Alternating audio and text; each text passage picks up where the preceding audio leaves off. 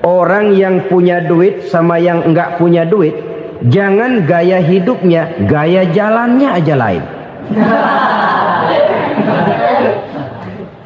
Wahia lisanun liman arada fasahatan, wahia silahun liman arada qitala.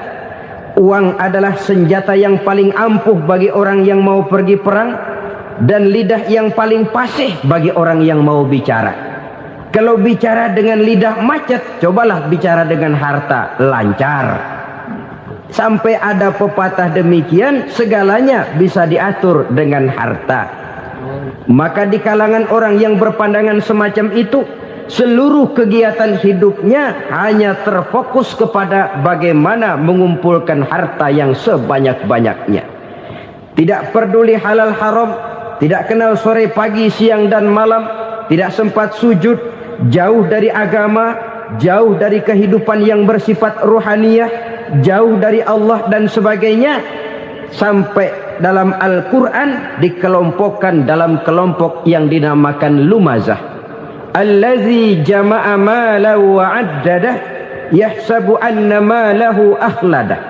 Mereka mengumpul-ngumpulkan harta sebanyak-banyaknya dan menyangka bahwa harta yang banyak itu dapat mengekalkan hidupnya, mengekalkan kekayaannya, mengekalkan kebahagiaannya.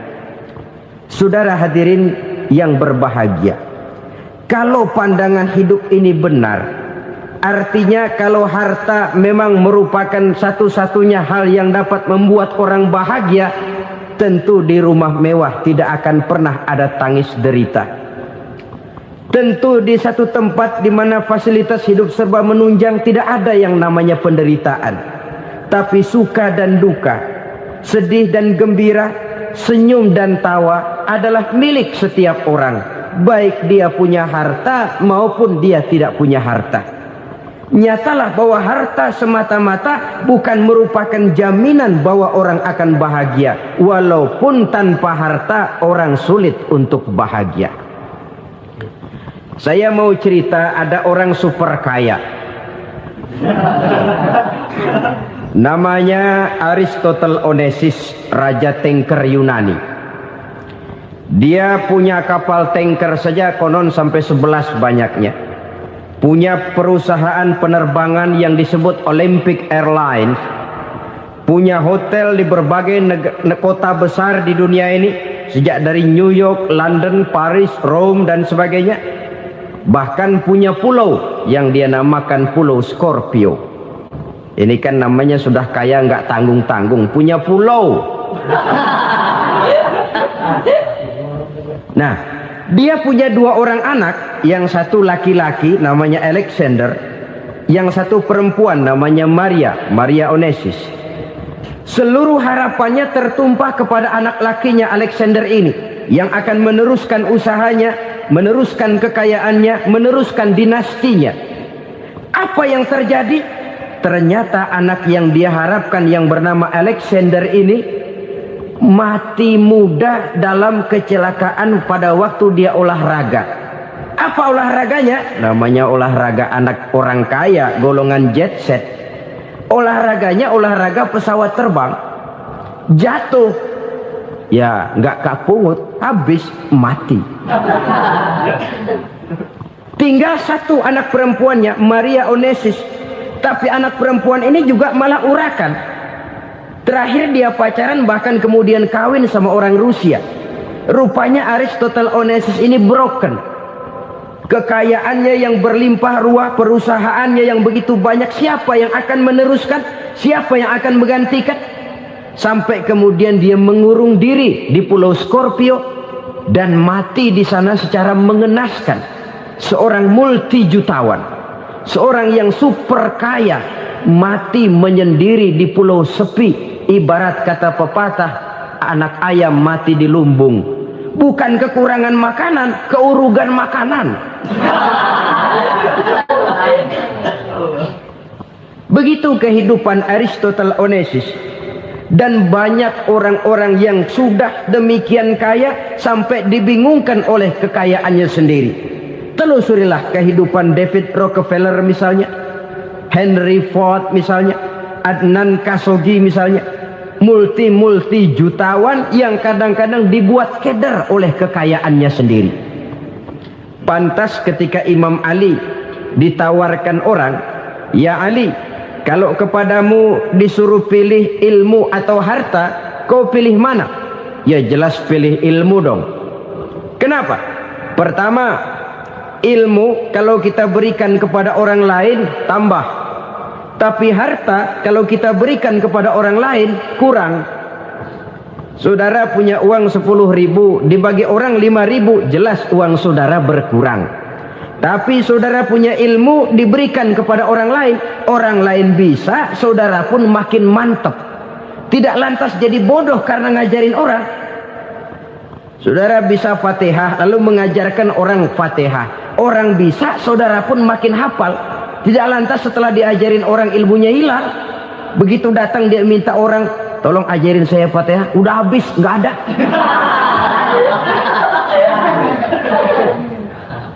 Yang kedua kata Imam Ali, ilmu menjaga kita. Kalau harta kita yang harus jaga. Makin banyak ilmu makin terpelihara diri seharusnya. Tetapi makin banyak harta makin bingung kita jaganya. Sampai kadang-kadang kalau perlu seluruh keliling rumah dipasangi alarm. Belum cukup disewakan anjing besar-besar, pasang di depan pintu, awas anjing galak. Masih belum cukup juga cari centeng tukang-tukang kepruk jaga rumah. Masih terasa belum aman, padahal rumahnya dikelilingi tembok besar. Di balik tembok ada pintu-pintunya tebal. Di balik pintu itu terbuka masuk kamar, kamar pun ada pintunya, pintunya pun kuat. Masuk ke dalam kamar ada lemari, lemarinya pun pintunya kuat, dikunci, kuncinya pun kuat. Tapi terhadap seluruhnya yang timbul cuma sekedar was-was saja. Kesimpulannya sekali lagi, tanpa harta orang memang sulit untuk bahagia. Tapi harta semata-mata tidak merupakan jaminan orang akan bahagia. Dengan hati yang luas, itu modal utama untuk mencapai kebahagiaan hidup. Orang yang hatinya luas, saudara-saudara, punya hati yang lapang, melihat kenyataan hidup ini, dia bersyukur senantiasa kepada Allah. Lantas tidak timbul hasud dan iri hatinya. Oleh karena itu, jiwanya selalu lapang. Kalau tidak, cupik hati namanya. Dangkal pandangan, tidak senang melihat orang lain dapat nikmat, dan itu sering dijadikan contoh. Kalau orang yang lapang dada, dia lihat tetangganya beli TV baru, dia berkata, "Alhamdulillah ya, tetangga kita beli TV, mudah-mudahan kita bisa ikut nonton." Lapang dadanya. Tapi orang yang sempit hati, lihat tetangga beli televisi, meriang. Enggak diapa-apain, meriang. Besoknya dengar tetangga beli motor, makin sakit, ke rumah sakit. Lalu di rumah sakit dengar tetangganya beli mobil, mati. Disiksa oleh perasaannya sendiri. Orang kalau hati sudah sempit dalam hidup, kemanapun dia pergi, sempit rasanya medan kehidupannya. Kemudian kita melihat juga ada orang yang menilai bahwa bahagia itu katanya kalau punya kedudukan yang tinggi, pangkat yang agung, wibawa yang besar. Mungkin betul, tapi mungkin juga tidak. Bergantung kepada hati orang yang punya pangkat itu. Sama dengan harta tadi. Harta akan membawa bahagia kalau dia jatuh ke tangan orang yang berhati lapang. Tapi harta akan jadi bencana kalau jatuh ke tangan hati orang yang sempit. Pangkat akan membawa bahaya kalau jatuh di tangan hati orang yang sempit. Lebih dari itu, kenyataan mengajarkan kepada kita bahwa ternyata pangkat dan jabatan tidak selamanya memberikan kebahagiaan dalam kehidupan. Bahkan resikonya kelewat besar. Beberapa bukti kita bisa ambil dari para pemimpin dunia yang menjadi korban lantaran pangkat dan jabatan yang disandangnya. Saudara ingat Presiden Abraham Lincoln dan John Kennedy dari Amerika? Dibunuh orang. Park Chung-hee dari Korea Selatan Ziaur Rahman dari Bangladesh, Anwar Sadat dari Mesir, terakhir Indira Gandhi dari India, menjadi korban dari pangkat dan jabatan yang disandangnya dari orang-orang yang tidak senang dia memegang jabatan itu.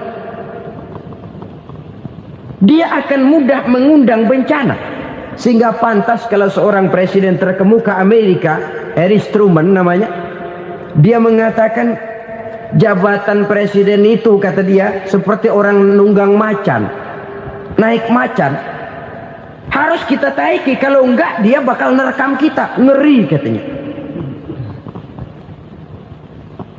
Adapun orang yang hatinya lapang, kalau dia menerima pangkat dan jabatan, dianggapnya itu satu kesempatan untuk berbuat baik. Tapi orang yang berhati sempit, menerima pangkat dan jabatan, bukan kadang-kadang menerima, malah berusaha setengah mati mencapai dengan segala cara. Kalau perlu jilat atas, jilat atas. Jadi golongan sumuhun dawu. Jadi kelompok kulon nuwun, yes sir, yang kerjanya cuma oke bos. Kalau perlu jilat atas, jilat atas. Kalau perlu injak yang bawah, injak yang bawah. Perlu sikut kiri kanan, sikut kiri kanan. Yang penting pangkat dapat, jabatan dapat.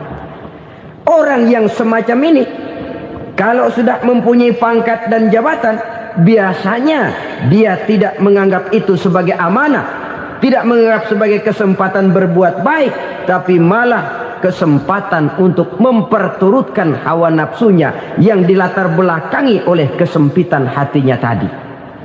Apalagi kalau orang memperoleh pangkat karena banyak mengeluarkan uang, seakan-akan pangkat dan jabatan itu sekarang macam proyek, pakai tender. Siapa yang berani bayar segini naik, nggak berani minggir. Padahal logikanya, kalau orang mencapai satu jabatan karena banyak mengeluarkan uang, hampir bisa dipastikan bahwa setelah jabatan itu dia pegang, langkah pertama yang akan dilakukannya ialah berusaha bagaimana uang yang dia keluarkan supaya kembali. Ya paling kurang pulang modal dulu dong. Soal mikirin rakyat soal nanti, tapi ini modal harus pulang. Itu celakanya kalau orang memperoleh pangkat dan jabatan cuma karena banyak mengeluarkan uang. Jarang orang yang mempunyai keyakinan dan pandangan bahwa pangkat dan jabatan merupakan amanah. Jadi sekali lagi, pangkat dan jabatan mungkin saja membawa kebahagiaan kalau jatuh ke tangan orang yang berhati lapang. Tapi bisa jadi bencana kalau dia jatuh ke tangan orang yang mempunyai hati yang sempit. Dan lagi-lagi stresnya hati yang lapang. Lalu sebagian orang, saudara, ada yang berpandangan katanya bahagia itu kalau jadi orang terkenal, mempunyai popularitas, menjadi idola di kalangan remaja, di kalangan orang tua, di segala lapisan masyarakat. Padahal makin populer orang, makin terikat dia.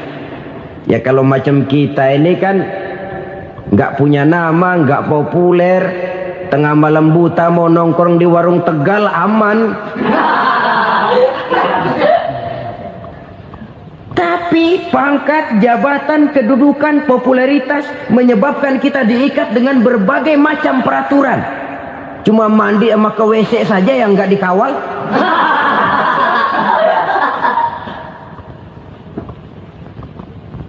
Benarkah popularitas, ketenaran membawa kebahagiaan? Mungkin. Ya, tapi mungkin juga tidak. Kenapa? Banyak orang-orang populer yang mengakhiri hidupnya secara tragis. Kita ambil beberapa nama. Di Amerika tahun 60-an ada bintang seksi paling terkenal yang dijuluki seks bom. Bom seks. Sampai sekarang jadi legenda, namanya Marilyn Monroe. Singkatan doublenya itu inisialnya MM, Marilyn Monroe. Terkenal top sampai dia mati tahun 62, namanya sekarang masih saja dibicarakan orang. Kenapa dia bunuh diri? Tidak punya hartakah dia? Banyak. Kurang populerkah dia? Seluruh dunia mengenalnya. Sejak rakyat kecil sampai pejabat tinggi dia punya hubungan. Kenapa? Jenuh. Dia terlahir dalam keadaan yatim. Setelah itu tidak lama dia berangkat remaja, ibunya meninggal. Pindah dari wanita asuh ke wanita asuh sampai 12 orang ibu angkatnya.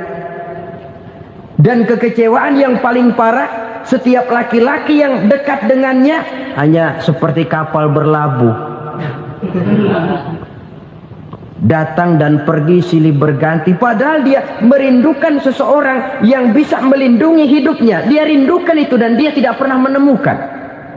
Itu yang akhirnya menyebabkan dia minum pil tidur kelewat dosis. Minum obat tidur kebanyakan. Ya tidur terus sampai sekarang.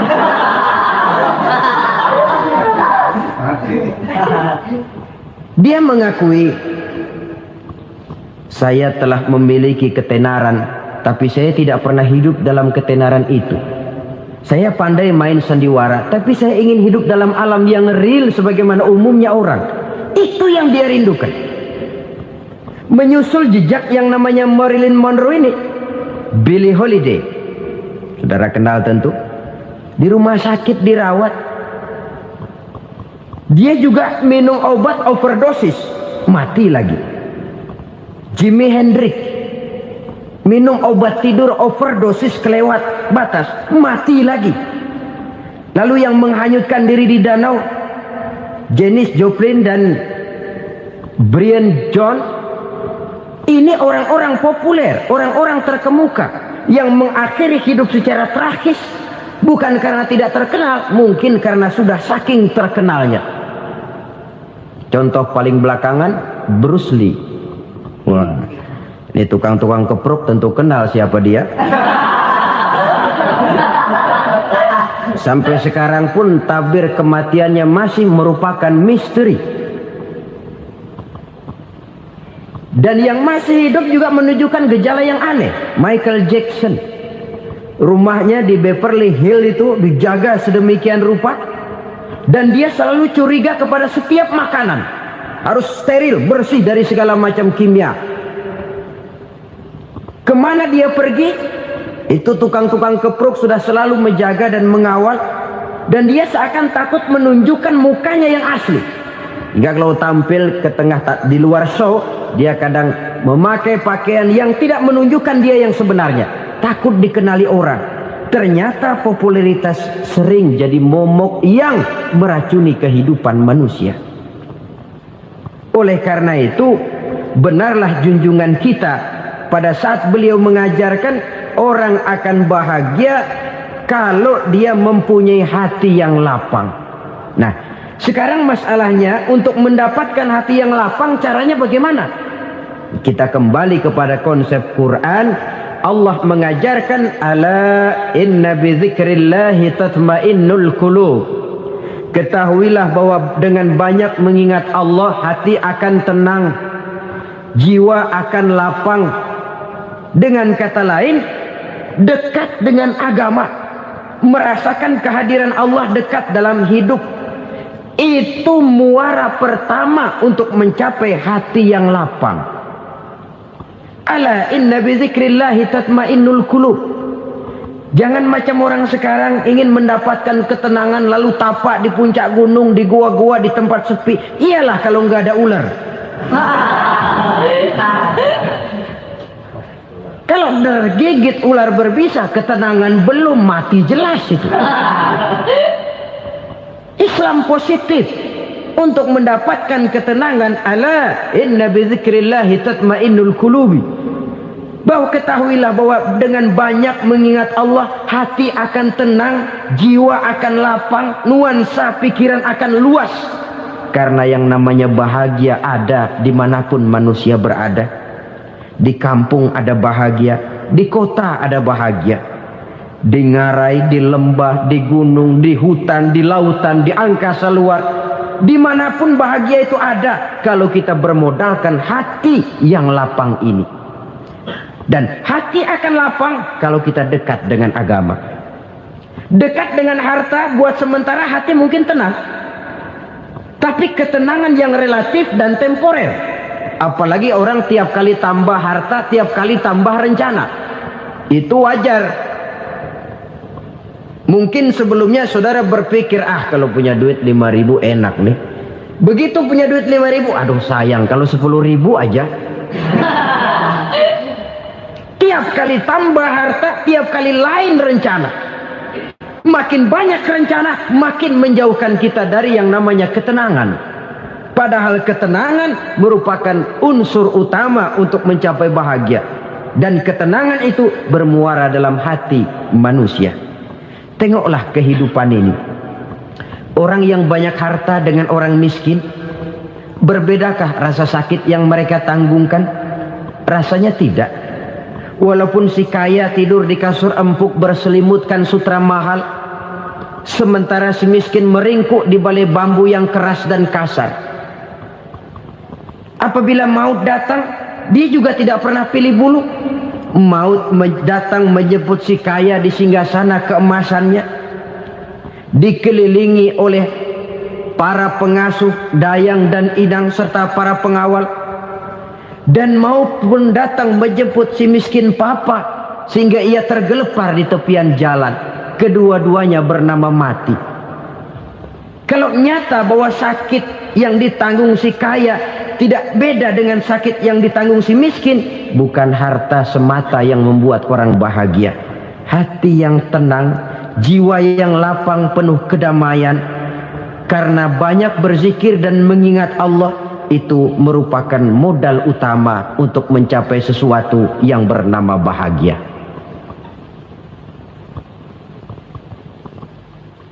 Saudara hadirin yang saya hormati, inilah yang pertama dari 4 ciri yang digambarkan oleh Nabi tentang tanda-tanda orang bahagia.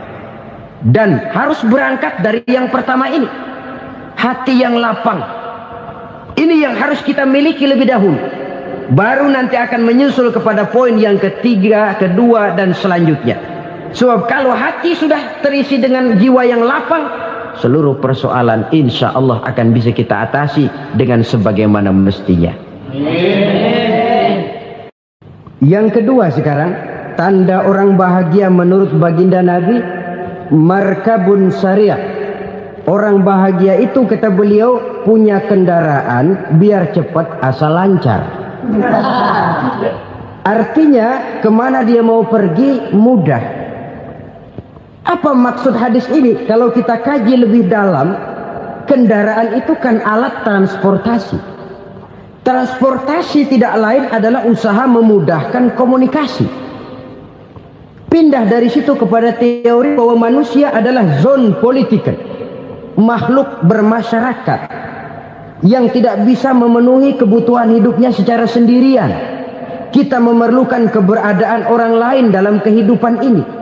Untuk memakai baju saja kita sudah perlukan petani yang tanam kapas, pabrik yang memintal kapas jadi benang, pabrik yang menenun benang jadi kain, sampai kepada mesin jahit, sampai kepada tukang jahit. Itu cuma untuk memakai pakaian saja. Tidak seorang pun di antara kita yang sanggup memenuhi kebutuhan hidupnya secara sendiri. Kita perlu orang lain. Maka kebebasan dalam arti mutlak, kebebasan tanpa batas, itu tidak mungkin ada dalam kehidupan. Karena kita mengadakan yang disebut interaksi sosial. Setiap kegiatan kita tentu melibatkan orang lain. Menurut kita barangkali kita bebas jalan di jalan raya semaunya, tapi orang lain berkendaraan pun merasa bahwa ini ada juga jalan haknya, dan begitu selanjutnya. Oleh karena itu, maksud dari kendaraan yang cepat ini adalah khulata'uhu ma'as solihin. Lingkungan pergaulannya terdiri dari orang-orang soleh. Pergaulannya luas. Kemana dia pergi ada temannya. Kesulitannya ada tempat dia cerita. Dan kesulitan kalau sudah diceritakan kepada orang lain, taruh kata orang itu tidak bisa menolong, namun menceritakannya kepada orang yang kita percayai, kan paling kurang sudah mengurangi beban jiwa. mengurangi tanggungan batin, merasa masih ada tempat kita cerita. Maka lebih baik orang awam yang mau bergaul ketimbang orang setengah alim tapi ngunci pintu. Sebab nantinya akan timbul sikap picik, cupik pandangan, dan tidak luas menghadapi kenyataan dalam kehidupan ini. Namun yang harus kita garis bawahi, pergaulan memang mesti luas. Namun jangan sekali-kali lupa bahwa pergaulan sangat besar pengaruhnya dalam ikut membentuk kepribadian manusia. Sehari-hari bisa kita bilang, kalau kita dekat sama tukang minyak wangi, sekalipun nggak dibagi minyaknya, baunya tentu dapat. Betul? Tapi dekat sama tukang elas, walaupun nggak kena apinya, asapnya mesti kena. Kalau Syauqi mengatakan lebih jelas lagi, man asyaral asyrafa asa musyarrafan wa muasyiral anzali ghairu musyarrafin. Awalam taral jildal hakira muqabbalan bisagri lamma sara jildal mushaf. Siapa yang bergaul dengan orang mulia, dia bakal ikut menjadi mulia. Tapi siapa yang berteman dengan orang hina, dia tidak bakal ikut menjadi mulia. Tidakkah kau lihat, kata Syauqi, kulit kambing yang hina pun dicium orang ketika menjadi kantong Quran. Kulit kambing hina, kalau dia sendirian gak ada yang mau cium. Tapi begitu dia bergaul dengan Quran, menjadi kantong Quran, dipakein minyak wangi, ditaruh di tempat yang tinggi, mau diambil dicium dulu, dibawa dengan penuh hormat dan hati-hati. Kulit kambing yang hina lantaran berteman dengan Quran, numpang mujur. Tapi coba lihat kalau kulit kambing berteman dengan kayu, jadi beduk, habis. Zohor dikemplang, asar dipukul. Itu pun sedikit saja, cuma salah milih teman. Yang temannya Quran dihormati orang, yang temannya kayu lantaran jadi beduk, gelap-gelap subuh orang udah kemplangin.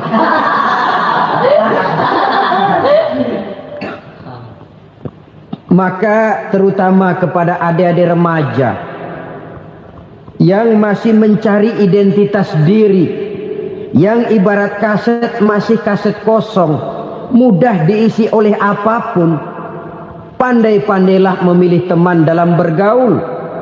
Karena banyak orang yang tadinya baik-baik, ketika terseret dalam pergaulan dengan orang yang tidak baik, kebaikannya menjadi lentur dan luntur.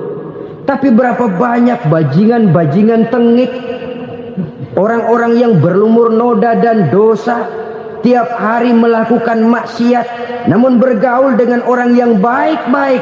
Pada akhirnya sedikit demi sedikit, beringsut dan berangsur, dia terbiasa mengikuti kebaikan-kebaikan.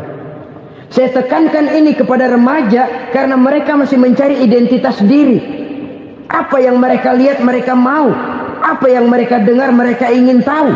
Coba lihat kehidupan remaja. Pulang nonton film Rambo, pengen jadi Rambo, gagah, maunya belekai melulu. Pulang nonton film Superman, pengen bisa terbang. Pulang nonton India, nyanyi melulu. Wajar, mereka masih mencari identitas diri. Saya ini sebenarnya siapa? Lingkungan, pergaulan akan membentuk itu. Karena itu pandai-pandailah bergaul, karena ia sangat besar pengaruhnya dalam ikut membentuk kepribadian manusia. Apalagi sifat yang jelek lebih cepat menularnya ketimbang sifat yang baik. Sifat yang baik, watak yang soleh itu lambat sekali untuk menular. Tapi yang tidak baik, kan prosesnya mah kalau remaja biasanya mula-mula dengar. Karena dengar lalu pengen tahu. Karena pengen tahu lalu ngeliatin. Begitu ngeliatin kan pengen nyobain. Setelah nyobain ketagihan. Nah, ini prosesnya. Yang namanya ganja, morfin, narkotik, awalnya kan begitu. Mula-mula dengar, katanya kalau sudah fly to the sky, sudah melayang ke langit, katanya disitulah puncak kebahagiaan. Mulanya cuma dengar. Karena dengar pengen tahu. Karena pengen tahu lalu ngeliat, kumpul sama orang yang suka ngeganja. Setelah ngeliat, Nah, pengen ngerasain. Begitu ngerasain, enak juga. Ketagihan. Kalau sudah ketagihan jadi penyakit kronis, bisa merembet kepada yang lain. Iya, kalau orang tuanya mampu untuk beli morfin, beli ganja. Kalau tidak kan pikirannya ngayap. Jemuran siapa ya gue sahabat. Timbullah perbuatan-perbuatan negatif yang bermula dari salah pergaulan. Apalagi buat adik-adik remaja yang tinggal di kota-kota besar, yang pengaruh budaya, pengaruh kesenian, pengaruh struktur kehidupan yang nampak makin individualistis, di mana persaingan tajam, tensi ekonomi tinggi, orang mudah mengalami stres. Pandai-pandailah dalam bergaul, sekali lagi, karena ia sangat besar pengaruhnya dalam ikut membentuk kepribadian manusia. Orang bahagia punya kendaraan yang cepat, artinya punya pergaulan yang luas, dan lingkungan pergaulannya terdiri dari orang-orang yang soleh. Kemana dia pergi ada teman, kesulitannya ada tempat dia cerita. Tapi kalau sudah menyendiri, hidup sendiri, kesulitan dipikiri sendiri, bisa mati belum waktunya. Tidak ada tempat berbagi rasa, tidak ada tempat bercerita, tidak ada tempat mengurangi beban dalam kehidupan. Pantas betul kalau Islam sangat menggalakkan dan menganjurkan orang kalau sudah sampai waktunya itu untuk melangsungkan nikah. Kata Nabi, ya ma'syaras syabab man istata'a minkumul ba'at falyatazawwaj. Hai para pemuda, kalau sudah mampu memberi nafkah, kawinlah, nikahlah kamu. Kenapa? Sudah ada teman hidup, tempat berbagi rasa.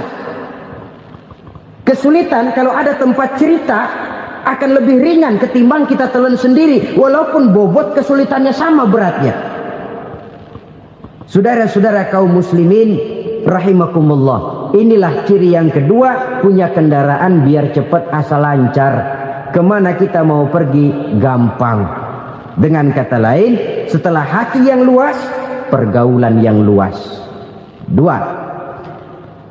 Yang ketiga sekarang, tanda orang bahagia itu menurut Nabi, misbahun mudhi'un, punya lampu yang terang. Oh, itu enggak problem. Sekarang sudah zamannya listrik masuk desa, Pak. Lampu sudah terang semua. Betul, kalau itu yang dimaksud. Tapi tidak cuma itu. Karena lampu yang dimaksud di sini, lampu yang akan menerangi seluruh perjalanan hidup. Dan perjalanan hidup itu sudah dimulai sejak kita terlahir ke alam ini, sampai masuk ke alam barzah, kumpul di padang mahsyar, sampai ke akhirat. Lampu yang menerangi itu yang diperlukan. Kalau lampu, katakanlah yang paling top sekarang kan lampu jenis Mercury. Taruhlah itu di rumah kita, dia cuma menerangi rumah kita. Menerangi hati pun tidak sanggup. Bila kita masuk ke alam barzah, alam kubur, sanggupkah si Mercury yang begitu terang menerangi alam barzah kita? Tidak sanggup lagi. Sanggupkah lampu yang ratusan watt, bahkan puluhan ribu watt menerangi kehidupan di padang mahsyar? Tidak akan sanggup lagi. Kalau demikian, yang dimaksud lampu yang terang di sini apa? Tidak lain amal soleh, kebajikan yang kita lakukan dalam hidup. Itu yang akan jadi lampu penerang. Di dunia nama kita akan terang. Jasad kita boleh hancur terkubur tanah, tapi nama kita akan dikenang orang. Begitulah kalau orang meninggalkan kebajikan dalam hidup seperti sekarang. Ribuan orang tiap saat berziarah ke kubur Imam Syafi'i, ke kubur Imam Malik, ke kubur Imam Ghazali, ke kubur orang yang baik-baik, orang yang soleh-soleh. Kebajikannya yang ditinggalkan, yang mengukir namanya dengan tinta emas. Sehingga saudara sudah terbaring di alam kubur, orang lewat, Allah, ini kuburannya Fulan bin Fulan, dulu ini kebaikannya Masya Allah, saya ikut merasakan. Mari kita mampir sebentar, kita Fatihah. Mohon disampaikan Allah pahalanya kepada almarhum. Al-Fatihah. Itu kalau orang baik-baik. Lalu saudara tanya, Pak, orang mati dikirimin Fatihah apa nyampe pahalanya? Saya jawab, kalau saudara nggak percaya, mati dulu dah. Nanti saya Fatihain, tungguin di sana. Umpama nggak sampai, balik lagi kemari. Sekarang ini kan maunya otak-otakan saja. Kalau nggak masuk otak, nggak percaya. Padahal alam gaib itu nggak bisa diotak-otakin. Sama saja dengan saudara pernah dengar cerita kapal tanpa mas tenggelam kan? Pernah nggak? Di mana? Ya, di laut Masalembo. Begitu ke tanpa mas tenggelam, ratusan penumpang itu terjun ke laut, dipermainkan gelombang, berjuang menghadapi maut itu. Orang lagi timbul tenggelam di lautan, dihantam ombak, kita tengokin pakai helikopter. Pak, lagi timbul tenggelam ya? Iya, tolongin. Jangan khawatir Pak nih, saya kirim intan Pak, harganya 10 juta. Kira-kira orang yang timbul tenggelam di laut seneng nggak? Tidak. Kan mahal toh intan 10 juta. Kenapa dia nggak senang? Karena intan 10 juta dalam kondisi seperti itu tidak sanggup menyelamatkan dia. Dia akan girang kalau dikirimin ban mobil bekas, dikirimin papan terentang atau bambu. Intan yang 10 juta dia nggak girang. Ban mobil bekas yang 1000 perak, tuh pegang, itu yang dia girang betul. Inilah sebabnya Nabi berkata, mal mayyitu fi qabrihi illa kal ghariqil mutaghawwis. Orang yang meninggal di alam kuburnya seperti orang timbul tenggelam di lautan. Yantaziru da'watan min ahli, menunggu doa dari keluarganya yang masih hidup. Duh, bapak saya sudah meninggal, saya sayang benar sama dia. Kirimin kulkas ke kuburannya Itu sama saja dengan tadi orang tenggelam di lautan dikirimi intan yang harganya 10 juta, ndak sampai. Begitulah kalau kebajikan yang kita tinggalkan dalam hidup, sudah mati pun kubur kita masih diziarahi orang. Tapi kalau jahat yang kita tinggalkan, boro-boro lah orang mau doa lewat dekat kuburan kita juga serem. Tuh bajingan no, dulu mati dipendem di situ tuh. Jangan lewat situ, ntar kesurupan, jangan. Lewat saja orang ngeri. Konon lagi membacakan Fatihah dan mengirimkan doa. Hidup pada hakikatnya adalah kesempatan untuk berbuat baik. Maka sekali kesempatan itu diberikan, manfaatkan dengan sebaiknya. Sebab kesempatan kedua tidak akan pernah ada. Kesempatan berbuat baik di sini, di akhirat sudah pembalasan namanya. Sekali kesempatan itu dicabut, dia tidak akan pernah dikembalikan lagi. Kata Iqbal, hidup tidak mundur ke belakang, Bung. Berhenti diinjak orang, mundur hancur. Tidak ada kata mundur dalam hidup ini. Berhenti diinjak orang, mundur kecebur. Tidak ada kata lain, harus maju dalam kehidupan dalam artian yang positif. Hidup adalah kesempatan untuk mengumpulkan kebajikan yang sebanyak-banyaknya. Di situ nilai daripada manusia. Sekarang ini memang nggak kelihatan kok, orang yang banyak pahala sama yang banyak dosa nggak kelihatan kok. Barangkali kalau habis bikin dosa palanya pada benjol, mungkin orang takut sama dosa. Tapi sekarang sama saja, orang yang banyak dosa dengan yang nggak banyak dosa jalan bareng dari belakang, sama, nggak kelihatan beda. Tapi ada waktunya di mana pahala memegang peranan, di mana dosa diperlihatkan. Sama saja kalau kita bawa mobil siang, lampu kan nggak begitu berfungsi. Apa lalu bilang, alah ini lampu berat-beratin, copot-copotin aja dah. Tidak perlu begitu. Kenapa? Pada satu saat malam senja akan datang. Bila matahari terbenam, senja pun datang, gelap mulai merayap, disitulah baru terasa perlunya lampu. Pahala begitu. Sekarang orang yang nggak ada pahalanya nggak kelihatan dalam kehidupan. Tapi pada satu saat senja kehidupan akan datang. Ajal merenggut nyawa, malam merayap, dan hidup mulai diliputi kegelapan di alam barzah. Dikala itu kalau nggak punya lampu, alangkah malangnya kita. Sebab amal yang baik, kata Nabi, di alam barzah itu akan diciptakan menjadi perempuan yang cantik menemani kita. Amal yang jahat akan menjadi orang yang paling jelek nemenin kita. Udah di tempat gelap yang nemenin jelek.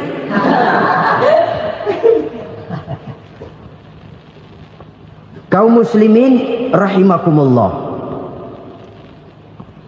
Kalau demikian masalahnya, tergantunglah kita pandai memanfaatkan waktu. Al-waktu kasayf. Waktu itu cepat sekali. Yang namanya waktu itu tahu-tahu. Tahu-tahu. Udah tahun 87. Tahu-tahu. Udah begitu. Tahu-tahu. Yang kemarin anak-anak, sekarang udah pada punya anak. Tahu-tahu saja itu. Begitu cepat waktu berlalu. Kalau tidaklah pandai kita memanfaatkannya, akan rugi kita. Nabi bersabda, "Man kana yaumuhu khairun min amsihi fahuwa rabih."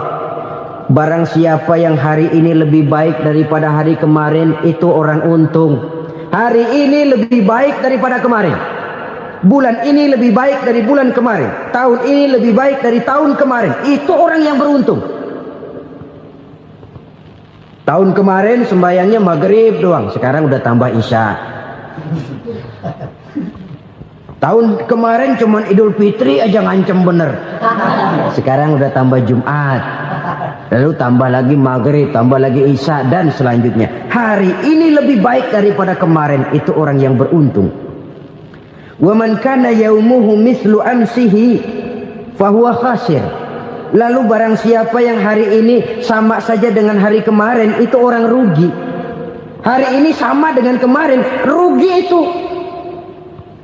Bulan ini begitu, bulan kemarin begitu, tahun ini begitu, tahun lalu juga begitu. Rugi itu orang. Rugi apa? Rugi umur. Umur tambah, amalan gak pernah tambah. Dan saya pikir lebih merupakan azab ketimbang nikmat kalau orang dikasih panjang umur cuma untuk numpuk dosa. Mending mana? Panjang umur banyak dosa sama pendek umur dikit dosa? Mending mana? Mending mana? Ya, paling mending tentu panjang umur banyak pahala. Tapi kalau tidak, sekali lagi, lebih merupakan azab ketimbang nikmat kalau orang diberikan panjang umur tapi cuma untuk sekedar menumpuk dosa. Kehilangan kesadaran bahwa dunia bukan terminal akhir dari satu perjalanan. Dia cuma halte di mana kita berhenti sebentar untuk menuju kepada terminal yang hakiki. Saudara-saudara kaum muslimin rahimakumullah. Inilah lampu yang akan menerangi kehidupan. Amal yang kita lakukan di dalam kehidupan. Jadi yang dimaksud dengan lampu yang terang, kebajikan yang kita kerjakan dalam hidup. Nah, setiap orang di awal tadi saya bilang ingin bahagia. Bahagia itu kan hakikatnya kumpulan senang dan selamat. Senang, selamat. Apa bedanya? Senang tapi tidak selamat, nggak bahagia. Selamat tapi nggak senang, nggak bahagia orang. Contoh, kalau orang korupsi, duitnya banyak, senang dia, tapi keselamatannya. Ada tentara baris di samping rumahnya udah bingung, padahal tentara latihan. Tentara cuma latihan, dia bingung. Senang, tapi karena keselamatannya tidak terjamin, dia tidak bahagia. Sebaliknya pegawai negeri jujur benar, cuma segaji-gajinya. Selamat, nggak korupsi, tapi melarat, ya nggak bahagia juga, kurang senang. Kesenangan dan keselamatan untuk dunia saja, ya sekali lagi, kalau cuma sekedar untuk dunia saja, bisa dibeli pakai uang. Bisa dibeli pakai uang. Saudara ingin selamat, bisa dibeli pakai uang. Saudara ingin senang, bisa dibeli dengan uang. Tapi setelah mati, masuk ke alam barzah, habis kekuasaan uang. Nggak bisa lagi beli keselamatan pakai uang. Tidak mungkin lagi membeli kesenangan dengan uang. Di situ pahala yang megang peranan. Makin banyak pahala, makin banyak saham untuk membeli kesenangan dan keselamatan, untuk memperoleh yang namanya bahagia. Dan jangan lupa loh, di alam barzah kita nggak sebentar, menunggu datangnya kiamat. Loh iya, kalau kita begitu dikuburin terus kiamat datang, untung. Tapi kalau masih harus 1000, 2000, puluhan ribu tahun yang akan datang, dalam satu penantian yang begitu lama, tanpa saham untuk memperoleh kebahagiaan. Satu kemalangan yang tidak ada pernah putus-putusnya. Janganlah tergelincir oleh kebahagiaan sebentar yang menipu dengan mengorbankan kebahagiaan hakiki yang berjangka panjang. Apa artinya senyum sejenak kalau harus ditebus dengan tangis seumur hidup? Biarlah kita minum jamu, pahit memang, getir memang, tapi kan besok badan sehat. Daripada sekarang minum sirup, manis memang, enak memang, tapi bibir pada jontor besok. Sirawan, batuk, nggak karu-karuan. Banyak orang tertipu oleh kesenangan yang sebentar. Padahal laisa kullu ma yalma'u zahaban. Belum tentu semua yang berkilat itu emas. Belum tentu semua yang gemerlap itu intan. Karena itu marilah manfaatkan kesempatan yang diberikan Allah ini untuk mengumpulkan kebajikan yang sebanyak-banyaknya. Yang terakhir sekarang, yang keempat, tanda orang bahagia kata Nabi. Zaujatun salihah. Orang bahagia itu tanda yang keempat kata Nabi, punya istri biar cakep asal taat. Sudah surga itu sudah. Cakep taat. Istri kayak gitu, kalau belum mati jangan dikuburin dulu itu. Sudah cakep taat lagi. Tapi kadang-kadang enggak, udah jelek ngadat melulu. Apa yang mau dipilih? Sebab itu Quran mengatakan istri pakaian untuk suami, suami pakaian untuk istri. Kenapa suami istri diibaratkan pakaian? Alangkah tingginya gaya bahasa Quran ini. Suami istri teman hidup, hidup perjalanan panjang. Sejak kita dalam rahim sudah ada hidup kan di sini.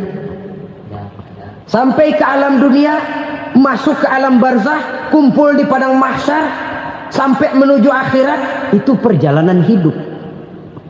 Carilah istri atau suami teman hidup yang membawa manfaat tidak hanya kehidupan di dunia ini, sampai di alam barzah, sampai di padang mahsyar. Suaminya mungkin meninggal lebih dulu atau istrinya mungkin meninggal lebih dulu. Tapi suami atau istri yang masih hidup berbuat kebajikan. Suami saya meninggal, ada hartanya, saya sedekahkan, niat pahala untuk almarhum suami saya. Ini teman hidup. Tidak dibatasi dan tidak bisa dipisahkan oleh maut sekalipun.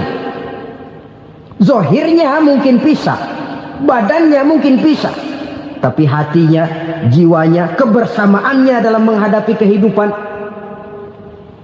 Karena itu, saudara-saudara, bahasa Quran indah. Suami istri diibaratkan seperti pakaian. Apa fungsi pakaian? Pertama, pakaian jadi kebanggaan. Artinya suami harus menjadi kebanggaan istri, istri harus jadi kebanggaan suami. Yang kedua, pakaian itu kan fungsinya menutup aurat.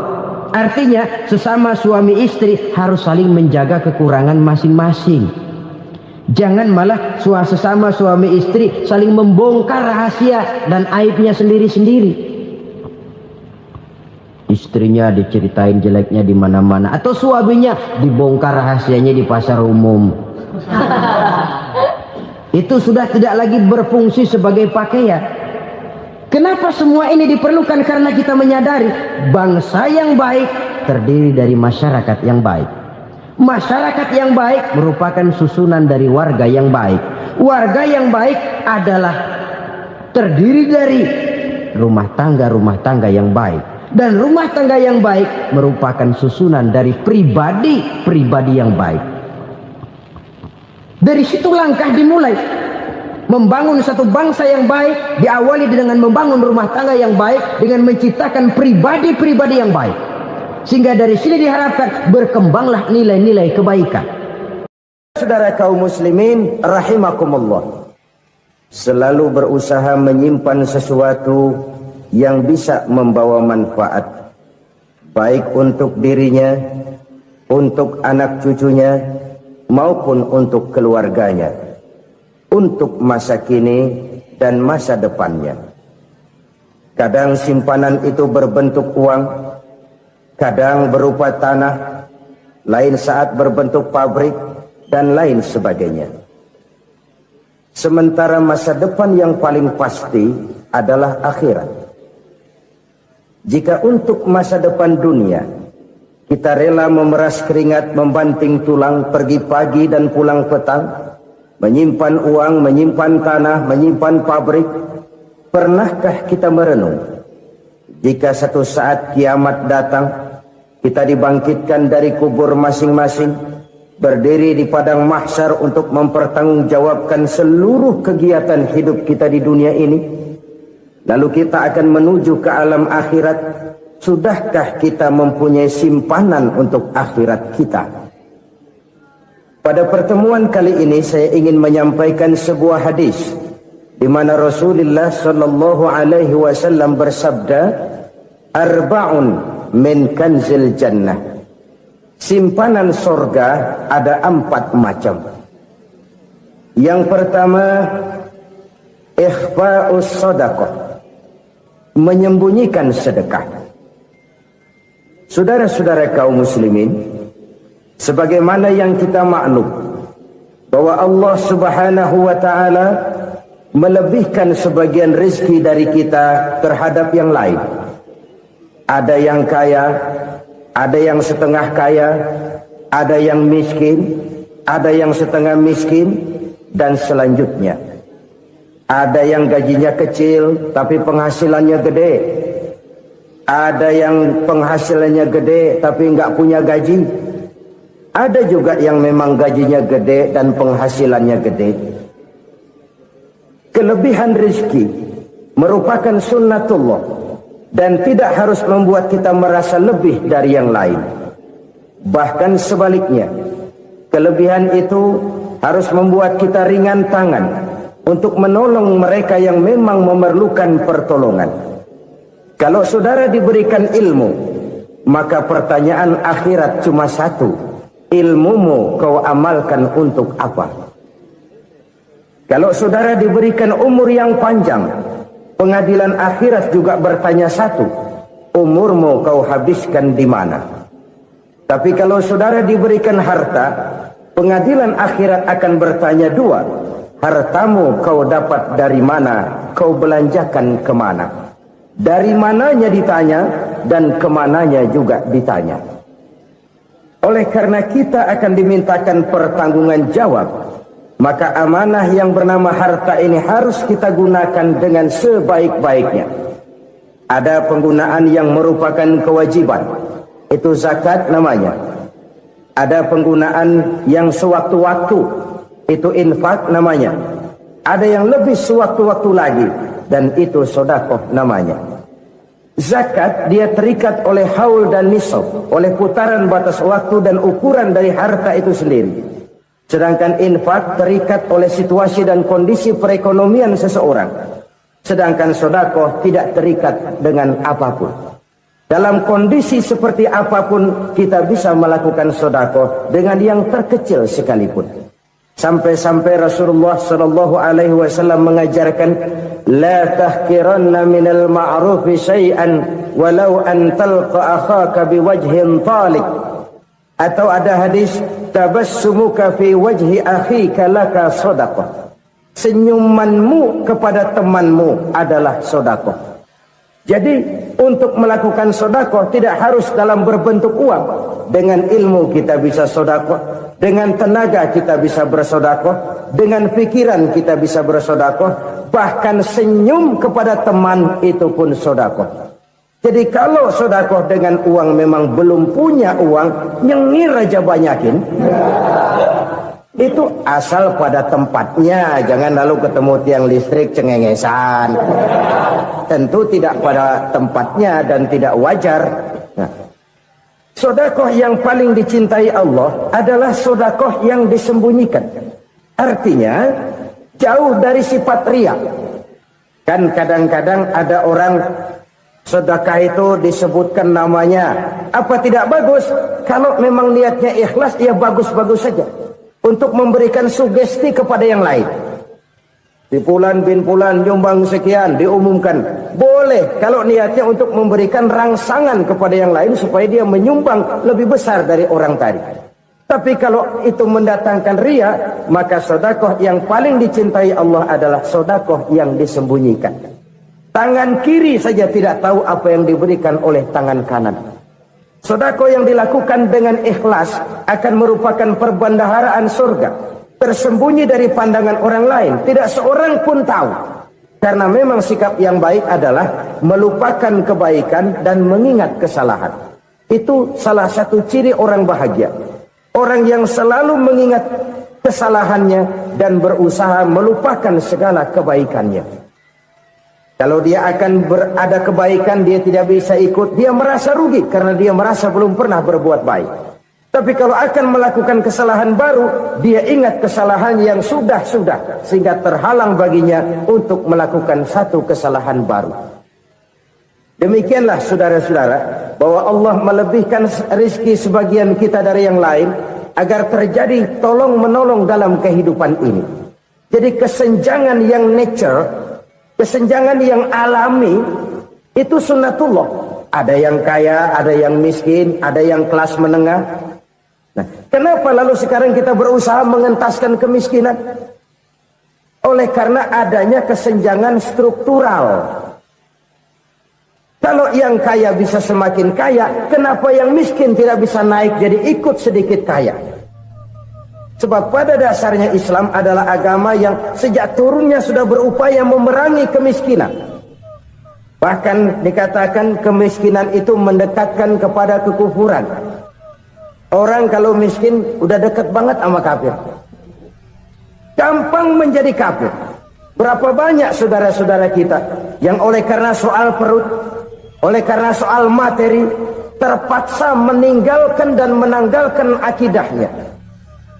Menjual petunjuk yang diberikan Allah dengan kesenangan dunia yang cuma sebentar ini. Na'udzubillah, summa na'udzubillah. Jadi makin kita sembunyikan satu sedekah, semakin banyak perbendaharaan kita di surga. Sedekah yang paling dicintai Allah adalah sedekah yang disembunyikan. Malahan ada seorang sufi, dia punya kebiasaan kalau pergi sholat Jumat dia bawa uang, itu uang dia taruh di bawah tikar masjid.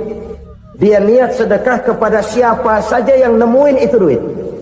Maksudnya apa? Supaya yang nemuin nggak tahu siapa yang punya duit. Demikian dia saking ingin menyembunyikan sedekahnya. Karena sifat riya itu bisa memakan amal kita sendiri. Riya itu termasuk menyebut-nyebut kebaikan kita. Orang yang suka nepuk dada, sedikit-sedikit ngitungnya kalau nggak gua. Tuh kalau nggak gua tuh. Tuh yang belas itu kalau nggak gua. Iya kalau nggak lu kenapa emang? Orang yang suka menepuk jasa, tuh biasanya memang begitu saudara-saudara. Kalau perang lagi berkecamuk, orang nggak sempat ngaku jadi pahlawan. Tapi begitu perang selesai, yang kagak kenal bedil ngaku pahlawan. Itu sesuatu yang biasa. Oleh karenanya orang-orang yang ikhlas dalam bersedekah, disembunyikannya sedekah itu Allah cinta betul. Malahan ada hadis memberikan jaminan, inna sedaqatal mar'il muslimi tazidu fil umri wa tadfa'u mitatas su'i. Sesungguhnya sedekahnya seorang mukmin tazidu fil umri, bisa menambah umur panjang. Wa tadfa'u mitatas su'i, dan menyelamatkan manusia dari mati secara su'ul khatimah. Jadi siapa yang kepengen panjang umur, banyaklah sedekah. Yang bosan hidup, pelit terus. Sedekah menambah panjang umur dan menyelamatkan manusia dari mati secara su'ul khatimah. Pak, katanya umur itu nggak bisa ditambah, nggak bisa dikurangin. Kapan? Kalau ajal sudah datang. Fa idza jaa ajaluhum la yastakhiruna sa'atan wa la yastaqdimun. Kalau ajal datang tidak bisa dimajukan, tidak bisa dimundurkan. Itu kalau ajal sudah datang. Tidak bisa lagi umur ditambah dikurangi, sudah datang. Tapi kalau belum datang, itu kan haknya Allah. Mau ditambah, mau dikurangi, hak prerogatif Allah. Sebagai pencipta manusia, Allah maha kuasa dan maha mampu. Sedekah ini menambah panjang umur dan menyelamatkan manusia dari mati secara su'ul khatimah. Itu orang mati kan sama ya, kondisinya mati, nggak nafas. Tapi hakikat mati kan lain-lain. Ada yang mati itu husnul khatimah, baik akhirnya. Misalnya lagi ngaji mati, lagi sholat mati, lagi sedekah mati. Ini yang dinamakan dengan husnul khatimah, baik di akhirnya. Sebaliknya ada yang su'ul khatimah, jelek di akhirnya. Ini yang jadi catatan akhir. Lagi nyekek botol, mampus. Lagi banting kartu, modar. Su'ul khatimah, jelek pada akhirnya. Sedekah menyelamatkan manusia dari mati secara su'ul khatimah. Dan kita semua kepengen mendapat husnul khatimah, jauh dari su'ul khatimah. Oleh sebab itu yang bisa menyelamatkan kita dari penyakit itu antara lain adalah sedekah yang disembunyikan, yang dikerjakan dengan ikhlas karena Allah. Tidak karena kepengen dipuji orang, tidak karena ingin dikatakan orang pemurah, sebab orang dermawan itu orang yang memberi tanpa harus diminta. Kalau masih harus diminta, ya belum dermawan namanya, masih harus diminta. Kalau nggak diminta ya tulus, lolos, polos. Saudara-saudara kaum muslimin rahimakumullah, harta adalah amanat dan akan kita pertanggungjawabkan. Allah melebihkan rizki sebagian kita dari yang lain agar kita saling tolong menolong, bantu membantu. Nabi janjikan siapa yang meringankan beban saudaranya muslim di dunia, Allah akan meringankan bebannya di akhirat nanti. Sebuah jaminan dari baginda Nabi. Si orang yang kita bantu barangkali tidak bisa membalas, Allah yang akan membalas lewat jalan lain yang tidak pernah kita sangka-sangka. Ada orang tanya, Pak, ini ada orang nyumbang masjid sambil marah-marah, bagaimana? Saya bilang sumbangannya aja ambil, marahnya jangan. Marahnya jangan diambil, itu urusan dia. Saudara-saudara kaum muslimin rahimakumullah, umat Islam ini kan umat yang punya potensi besar. Kadang kita merenung, kenapa kadang-kadang pembangunan masjid kok lambat sekali? Kalau hotel hari ini peletakan pertama, bulan depan peresmian. Supermarket hari ini peletakan batu pertama, minggu depan peresmian. Tapi kalau sudah yang namanya masjid, kadang-kadang peletakan batu pertama sekaligus jadi batu terakhir. 3 tahun, 4 tahun, campur nebar jalak di jalanan, duit dijaring kayak ikan sepat. Apa tidak ada orang Islam yang kaya? Banyak. Apa tidak ada pengusaha muslim yang jadi konglomerat? Ada. Lalu yang belum banyak itu yang komit terhadap nilai-nilai agamanya. Akhirnya kita jatuh jadi umat yang lemah. Belum ada pengusaha konglomerat muslim buka pabrik supermi cap bedug misalnya umpamanya atau pabrik kecap cap sorban supaya identitas keislamannya sedikit kelihatan. Kita jatuh jadi umat yang lemah karena potensi tidak terinventarisir dengan baik. Kita ini ibarat kompor yang cuma matengin nasi orang lain. Potensi kita dimanfaatkan oleh orang lain. Ukhuwah Islamiyah kita baru terbatas kepada silaturahmi. Ukhuwah di bidang ekonomi kita lemah, ukhuwah di bidang kebudayaan kita lemah, apalagi ukhuwah di bidang politik kita lebih rapuh lagi. Padahal ukhuwah itu adalah totalitas kehidupan manusia, menyangkut ipolek sosbud, memerlukan nilai-nilai ukhuwah. Jadi oleh karena itu mari kita menyadari di dalam harta kita, walaupun kita yang cari, pergi pagi, pulang sore, peras keringat, banting tulang, di sana ada harta anak yatim. Di sana ada hak masjid. Di sana ada hak pesantren. Di sana ada hak jihad. Berbahagialah seseorang apabila dia oleh Allah dijadikan keran keran itu menyimpan air, tapi tidak untuk dirinya, tapi disalurkannya kepada mereka yang memang memerlukannya. Saudara-saudara kaum muslimin rahimakumullah, ini yang pertama. Jadi perbendaharaan surga adalah menyembunyikan sedekah. Orang lain nggak tahu, kita pun nggak pernah ngitung-ngitung. Kita anggap lewat begitu saja, padahal itu deposit akhirat. Satu. Yang kedua, perbendaharaan surga itu apa? Wa kitmanul musibah, menyembunyikan kesulitan. Kadang orang takut menghadapi kesulitan, tapi makin kita merenung, hidup ini kan sebenarnya urusan. Takut sama urusan, ya jangan hidup. Tandanya orang hidup itu kalau punya urusan. Urusan melupakan problem, problem sering menimbulkan kesulitan. Kesulitan bukan untuk ditakuti, tapi untuk diatasi dan dicarikan jalan keluarnya. Siapa sih orangnya yang nggak pernah sulit-sulit? Makin tinggi status sosialnya, makin gede urusannya. Makin tinggi kualitas imannya, makin berat tingkat kesulitannya. Cuma memang yang namanya enak itu seperti pelangi. Biang lala itu nggak pernah di atas kepala kita, di atas kepala orang melulu. Lo sih enak lo, kata kita. Dia juga bilang yang enak kan lo. Pelangi itu nggak pernah di atas kepala kita. Kata tukang beca, aduh enak ya naik Mercy. Kata tukang beca, apa yang di dalam mobil Mercy? Aduh enak bener tukang beca, di jok ngeringkuk ngorok pules bener. Saya kamar pakai AC sejuk, tempat tidur sutra empuk, alga spring bed, kulak kulik nggak bisa pules kalau belum minum Valium, belum tidur. Enak bener tukang beca, di jok ngorok nggak tahu wetan kulon. Si tukang beca bilang yang di Mercy enak, yang di Mercy bilang tukang beca enak. Inilah enak, nggak pernah di atas kepala kita, di atas kepala orang lain melulu enak itu. Nah, saudara-saudara,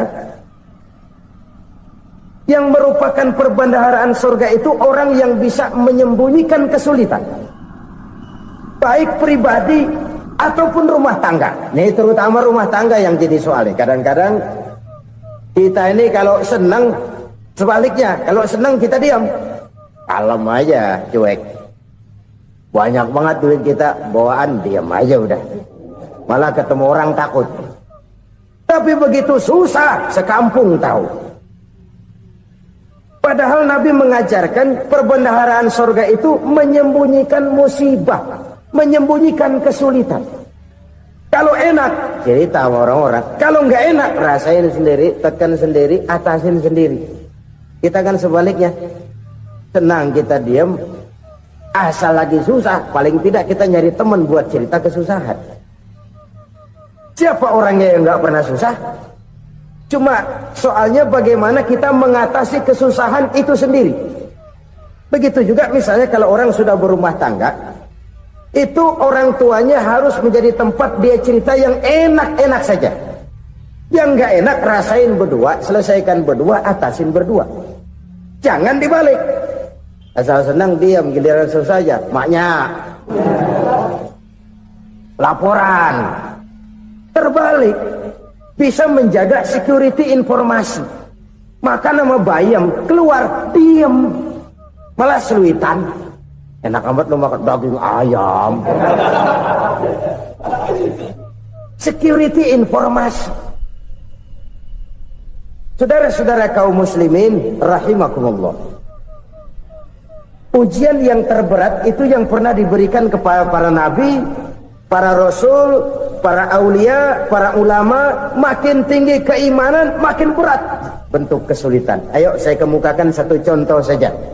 Ada seorang nabi yang kaya, nabi kaya, namanya Nabi Ayub. Iblis kalau orang begini kan keki, ibadahnya rajin, kaya. Ini yang kayak begini susah digodain. Kalau ibadahnya rajin, miskin, enggali bisa disogok. Sini imannya mantap, ibadahnya rajin, kaya, nabi lagi. Oh, tapi namanya iblis, nggak kurang akal. Laporan, Tuhan, kenapa Les? Ya ini bahasa saya, bahasa Qurannya sih nggak gitu. Itu hambamu yang namanya Ayub, dia rajin ibadah cuma karena dikasih kaya aja. Coba kasih miskin dia, berhenti dia sembahyang. Ah, kamu bisa aja. Saya tahu Ayub itu hambaku yang ikhlas. Saya buktiin Tuhan, silahkan. Dibuktiin lah, iblis turun ke alam ini. Yang mula-mula dia lakukan, dia rusak sawah ladang Nabi Ayub. Dia binasakan binatang ternak Nabi Ayub. Sehingga dalam waktu singkat, jatuhlah Nabi Ayub dari orang paling kaya jadi orang paling miskin. Beliau masih ibadah di mihrab dalam masjid. Datang iblis. Saudara Ayub, ya, lagi ngapain? Ibadah. Nyembah Allah, nyembah Allah. Oh, percuma. Kenapa? Tuhan yang ente sembah nih, dia udah bikin miskin ente. Sawah ladang ente hancur lebur, binatang ternak binasa. Sekarang ente jadi orang paling miskin. Ngapain nyembah Tuhan kayak begitu? Tekor. Udah berhenti dah ibadah, berhenti ibadah. Ini iblis sama Tuhan lapornya lain, yang dikerjakan kepada Nabi Ayub juga lain. Benar begitu iblis, kata Nabi Ayub. Iya, sawah ladang saya habis, buras. Binatang ternak saya binasa, binasa. Saya miskin, bangpak. Apa jawab Nabi Ayub? Bukan innalillahi, ya ini hebat. Alhamdulillahillazi a'tani wa akhza minni. Segala puji bagi Allah yang telah memberikan harta kepada saya dan sekarang mengambilnya lagi. Alhamdulillah. Allah yang ngasih, Allah yang ambil.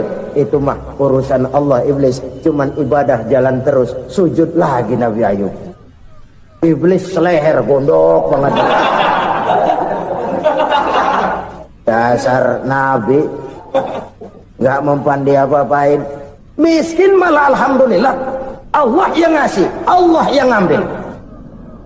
Jadi kalau kita tidak komit, kita tidak terikat kepada kaya, miskin, senang, susah, apa yang bisa bikin kita susah? Jadikan kekayaan, kemiskinan, jadikan senang, susah sebagai anak buah yang bisa kita atur. Jangan kekayaan ngatur kita, jangan kemiskinan ngatur kita. Kita yang harus mengatur mereka. Senang, susah, kaya, miskin, bahagia, sengsara, jadikan itu anak buah yang bisa kita atur. Kalau sekarang kita kaya, lain saat boleh jadi kita miskin, semiskin-miskinnya. Allah yang ngasih, Allah yang ambil. Tenaga mana yang bisa menghalangi? Ibadah jalan terus. Iblis makin gondok. Dasar Nabi loh. Akhirnya apa? Nabi Ayub dikerjain, diberikan penyakit. Demikian fatal penyakitnya itu. Bayangin, udah miskin sakit. Masya Allah. Miskin sakit. Sakitnya nggak lama, kira-kira 16 tahun. Istrinya 3, 2 mental minta ceraiin. Ngerawatin laki bengek begini. Senang belum tentu, susah udah pasti nih. Cerai aja, cerai dah. Cerai. Tinggal satu Siti Rahmah yang setia menemani beliau. Sesetia-setianya hati perempuan. Satu saat Siti Rahmah bilang, "Bang, iya, abang kan Nabi, Bang. Lalu, namanya Nabi kan doanya jarang meleset, Bang. Maksud kamu minta kenapa sih sama Tuhan biar abang sembuh baik dah, Bang?" Siti Rahmah, iya. Saya sakit berapa tahun sih dah? 16 tahun, Bang. Sebelum ini saya sehat berapa tahun? Ya kira-kira 60 tahun, Bang. Nah, coba ente banding-bandingin, Rahmah. Saya dikasih sehat 60 tahun, dikasih sakit 16 tahun. Sudah nggak sabar mau doa kepada Allah minta sembuh. Saya malu kepada Allah. Diuji dengan yang luar biasa seperti ini, tidak mengganggu stabilitas kehambaannya. Dia tetap menghamba kepada Allah Subhanahu wa ta'ala. Saudara-saudara kaum muslimin rahimakumullah. Kunci menghadapi kesulitan itu apa? Allah jelaskan dalam satu ayat, wa basyiris sabirin alladzina iza asabathum musibah qalu inna lillahi wa inna ilaihi raji'un. Gembirakan orang-orang yang sabar. Siapa mereka itu? Yang apabila mendapat musibah mereka kembali kepada keyakinan dasar. Segalanya dari Allah dan segalanya akan kembali kepada Allah. Ini konsepsi dasar dari sikap muslim dalam menghadapi berbagai kesulitan. Segalanya dari Allah, segalanya akan kembali kepada Allah. Kalau ini sudah kondisi dasarnya, maka kita akan lapang menghadapi kenyataan bagaimanapun pahitnya. Apakah itu namanya miskin, apakah itu namanya sakit, bahkan maut sekalipun. Maut sekalipun. Segalanya dari Allah, segalanya akan kembali kepada Allah. Ini sikap hidup, bukan sekedar ucapan. Kita kadang-kadang menjadikannya sebagai ucapan. Mulutnya sih nggak berhenti, innalillahi wa inna ilaihi rajiun, tapi nangisnya terus gerung-gerungan. Bukan itu, ini kesadaran moral. Kalau segalanya dari Allah, segalanya kembali kepada Allah, kan sebenarnya cuma nunggu giliran. Hari ini saya nyembayangin dia, entah hari apa saya disembayangin orang. Hari ini saya antar dia ke kubur, entah hari apa orang nganterin saya ke kubur. Hari ini saya tahlilkan dia, entah nanti kapan orang tahlilkan saya. Segalanya dari Allah, segalanya akan kembali juga kepada Allah. Oleh sebab itu saudara-saudara, kesulitan bukan untuk ditakuti. Kesulitan justru untuk diatasi, dicarikan jalan keluarnya. Dan tidak ada orang yang tidak pernah mendapat kesulitan. Tidak ada. Semakin tinggi status sosial, semakin tinggi kualitas keimanan, semakin besar juga tingkat kesulitan. Hanya saja bagaimana cara kita mengatasinya. Dan Al-Quran menyatakan, inna ma'al usri yusra. Di balik kesulitan itu pasti ada kemudahan. Roda itu berputar. Karena itu Rasulullah sallallahu alaihi wasallam mengingatkan kepada kita, ta'arraf ilallahi fir raha ya'rifka fis syiddah. Ingatlah kepada Allah di waktu kamu senang, supaya Allah ingat kepada kamu di waktu kamu susah. Kalau waktu senang kita ingat kepada Allah, kita susah, Allah tidak akan meninggalkan kita.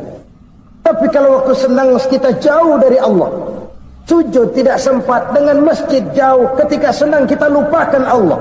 Nanti begitu kita susah, Allah lupakan kita. Dan itu menyakitkan. Oleh karena itu orang-orang tua kita dulu bilang, kalau lagi sehat ingat-ingat lu bakal sakit nanti. Kalau lagi kaya ingat-ingat satu saat kita bakal jatuh miskin. Bahkan kalau lagi muda ingat-ingat kita bakal tua. Dan yang terpenting, kalau lagi hidup ingat-ingat kita bakal mati. Saudara-saudara kaum muslimin rahimakumullah. Jadi yang kedua yang merupakan perbendaharaan surga, menyembunyikan musibah. Saudara-saudara kaum muslimin rahimakumullah. Hal ketiga yang merupakan perbendaharaan surga adalah wasilatur rahmi. Orang yang suka bersilaturahmi. Sebagaimana yang kita maklum bahwa manusia adalah makhluk yang disebut zon politika. Makhluk sosial yang tidak mungkin hidup sendiri-sendiri. Betapa dan siapapun kita memerlukan orang lain. Bodoh betul manusia kalau tinggal di tengah masyarakat tapi tidak mau bermasyarakat. Merasa hebat sendiri, pintar sendiri, gagah sendiri, kaya sendiri. Mungkin kalau mati juga ngubur sendiri. Jangankan kita di sini, di sorga saja Nabi Adam waktu sendirian bengong melulu, mondar mandir. Allah tegur dam sepi dam. Ya ini kalau bahasa saya. Iya Tuhan sepi ini nggak ada coret-coretan pisan ini. Diciptakan Siti Hawa baru anteng Nabi Adam. Itu di surga. Cobalah. Umpamanya saudara tinggal di Jakarta nih. Kayak bener. Apaan aja di Jakarta punya saudara dah. Jembatan Semanggi ambil. Monas buntel bawa pulang. Hotel-hotel ambil semua. Cuman tinggal di Jakarta sendirian, apa enaknya? Betapa dan siapapun kita perlu orang lain. Tidak ada seorang pun yang bisa memenuhi kebutuhan hidupnya secara sendiri-sendiri. Nah, Islam telah menyelamatkan manusia dari ras diskriminasi. Mengikat manusia dengan persaudaraan yang berlandaskan kepada akidah. Karena itu dianjurkan bersilaturahmi. Bahkan Nabi menyatakan, man arada ayyubsata lahu fi rizqihi wa yunsa'a fi atharihi falyasil rahimah. Siapa yang kepengen diluaskan rezekinya dan dipanjangkan usianya, banyaklah ia bersilaturahmi. Siapa yang kepengen dimudahkan rezekinya, hendaknya ia banyak bersilaturahmi. Kalau banyak teman, kesulitan kan paling tidak ada tempat cerita. Udah susah sendirian, kita pikirin diri, nggak ada tempat tukar pikiran. Cepet banget sama bengek. Dilawan sendiri. Nah, secara makro kita bisa berkata, tidak mungkin ada kemenangan kalau tidak ada kekuatan. Tidak ada kekuatan kalau tidak ada kesatuan dan persatuan. Tidak mungkin ada kesatuan dan persatuan tanpa semangat silaturahmi. Kalau umat Islam mau menang, dia harus kuat. Kalau umat Islam mau kuat, dia harus bersatu.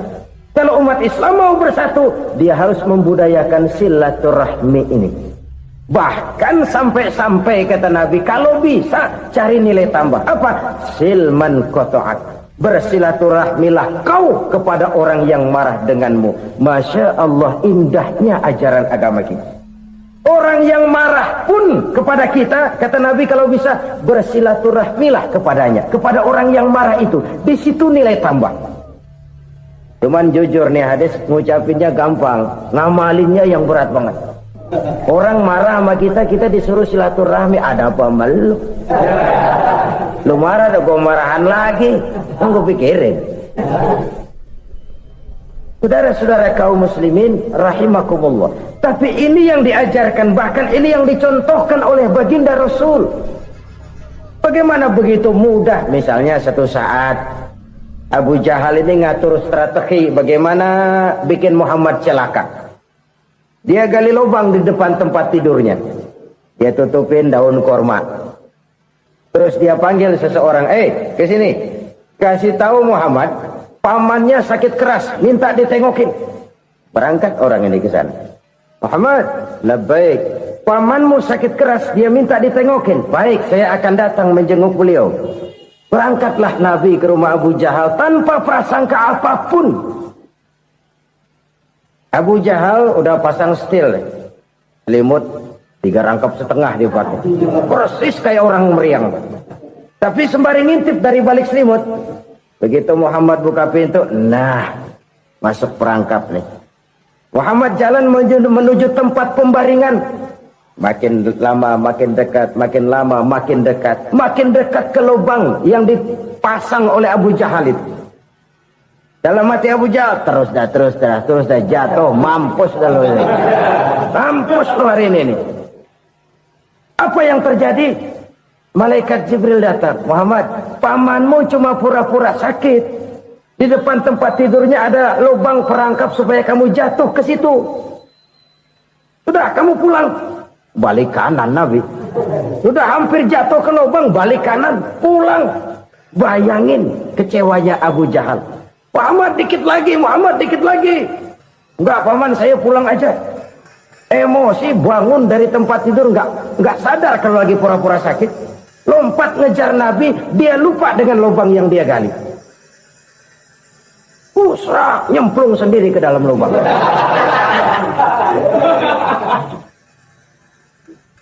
Nabi terus berlalu.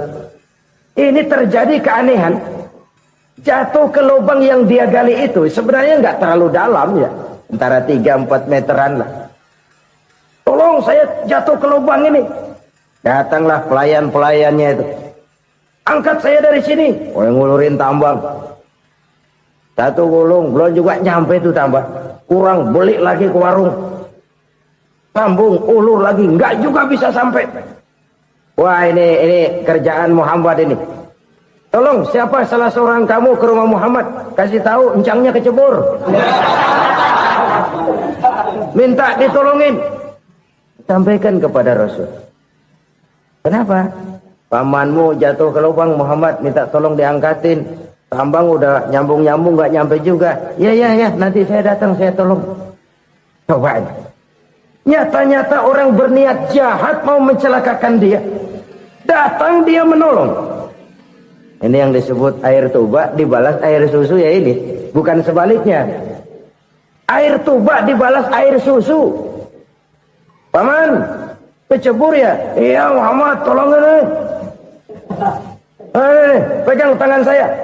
Nabi ulurkan tangannya, nyampe. Dipegang oleh Abu Jahal, diangkat ke atas. Sampai atas, apa kata Abu Jahal? Sihirmu memang hebat Muhammad. Udah ditolongin dikata sihir. Yang enak kita kemplang kan itu orang begitu. Urusan apa? Tapi inilah akhlak.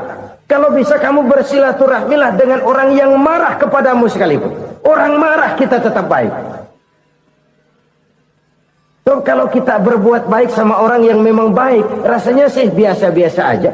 Orang baik kita baik lagi, ya draw aja, belum ada nilai tambah di situ. Baru ada nilai tambah kalau kita bisa berbuat baik kepada orang yang nyakitin kita.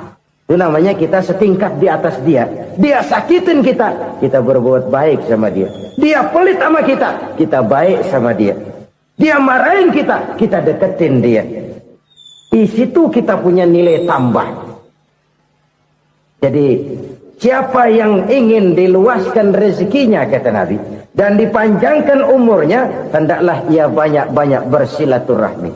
Sederhana sebenarnya silaturahmi, tapi silaturahmi membangkitkan semangat kesatuan dan persatuan. Kesatuan dan persatuan melahirkan kekuatan.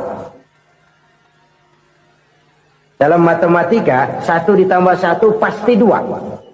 Tapi di tengah masyarakat, 1 orang takut ditambah 1 orang takut, hasilnya jadi 2 orang setengah berani. Kenapa setengah berani? Karena udah berdua. Tadi pan takut sendirian. Kalau dia kumpul turu-turu takutlah jadi berani. Kita yang lemah, kita yang tidak berdaya, kita yang miskin, kalau mau kompak bersatu, apa yang nggak bisa kita kerjain? Apalagi tinggal di kota besar, pilihan cuma 2. Bertahan atau minggir. Bertahan atau minggir. Untuk bisa bertahan harus mampu bersaing. Untuk mampu bersaing harus punya keahlian. Keahlian harus ditunjang dengan pendidikan, ditambah oleh kekompakan sebagai umat. Udah miskin mencar mulu, orang injak kita. Orang nggak pandang urusan apa malu. Oleh karena itu, silaturahmi pada hakikatnya merupakan roh dari ukhuwah yang diajarkan oleh agama kita. Bagaimana Islam menyelamatkan masyarakat manusia dari ras diskriminasi, mengikat manusia, dan tidak ada persaudaraan yang lebih indah selain persaudaraan yang diikat dengan nilai-nilai akidah. Sepanjang orang di jalan Allah, itulah saudara kita. Keluar dia dari jalan Allah, selesailah persaudaraan sampai di situ. Karena itu, kalau ingin menyimpan sesuatu di surga, banyaklah bersilaturahmi. Datang ke rumah ini, datang ke rumah itu, dan lain sebagainya. Itu simpanan kita di akhirat nanti. Ini yang ketiga. Saudara-saudara, yang keempat, perbendaharaan surga itu apa? Wa qawlu la hawla wa la quwwata illa billah. Ucapan la hawla wa la quwwata illa billah. Ibadah kan ada yang berat, modalnya besar. Bangun masjid berat, modalnya besar. Bangun rumah sakit berat, modalnya besar. Ada ibadah yang berat, tapi modalnya ringan. Misalnya puasa. Puasa itu berat, mengendalikan nafsu. Kalau sekedar nggak makan nggak minum sih enteng, mengendalikan nafsu. Itu jihad terbesar, tapi kan modalnya ringan, cuma niat saja. Ini ibadah berat, modalnya ringan. Ada ibadah yang ringan, modalnya juga enteng. Seperti termasuk ucapan la haula wa la quwwata illa billah. Tanpa sadar, la haula wa la quwwata illa billah. Nyelengin tuh di surga. Nyelengin, kita nggak terasa. Nyelengin simpenan akhirat. La haula wa la quwwata illa billah. Nyimpen lagi. Kaget, la haula wa la quwwata illa billah, nyimpan lagi, banyak simpenan.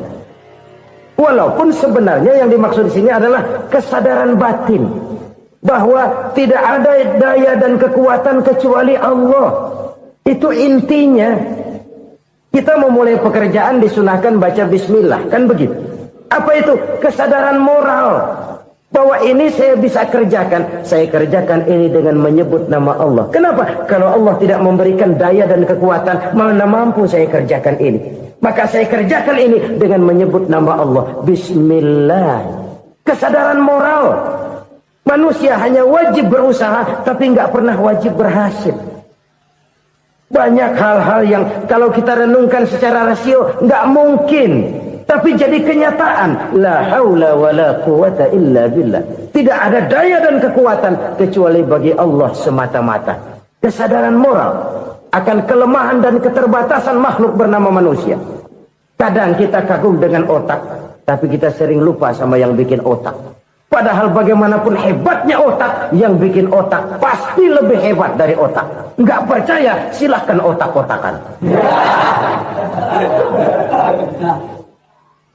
Inilah kecenderungan. Kita kagum dengan pesawat-pesawat mutakhir, bukan main, besi gede banget terbang itu. Alangkah hebatnya. Lalu apa yang bikin otak tidak lebih hebat dari itu semua?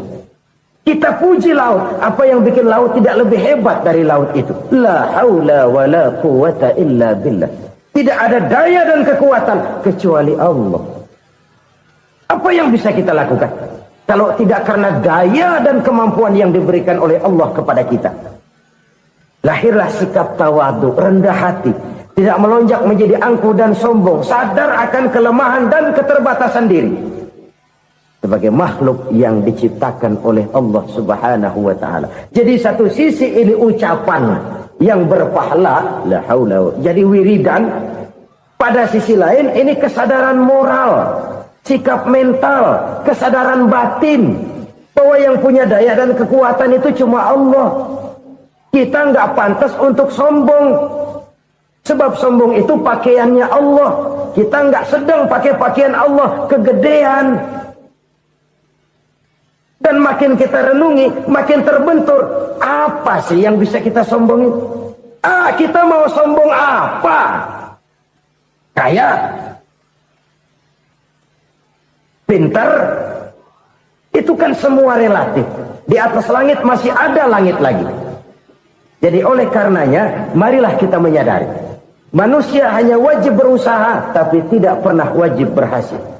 Yang berusaha saja tidak wajib berhasil, apalagi yang tidak berusaha.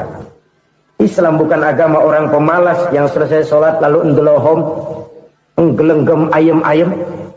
Tapi Islam bukan agama orang sombong yang setelah berusaha lalu tidak memerlukan Allah. Kita bisa saja bikin proyeksi, tahun sekian kita bakal panen besar menurut perhitungan otak.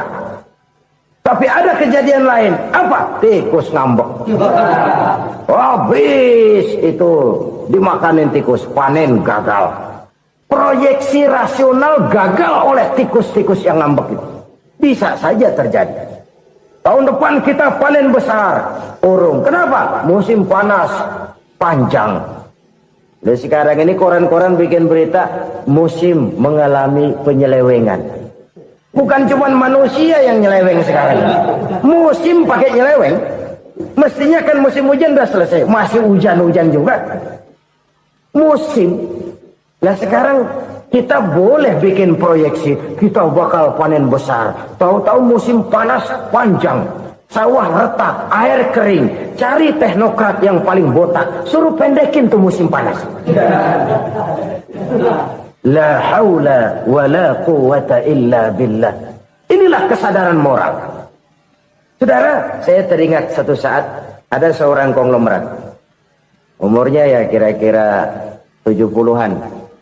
Satu saat dia ditanya oleh wartawan, "Pak, umur Bapak berapa sih?" "Ya paling 10 tahun." 10 tahun? 10 tahun? Anak Bapak berapa orang? Aduh. Satu saja? Satu.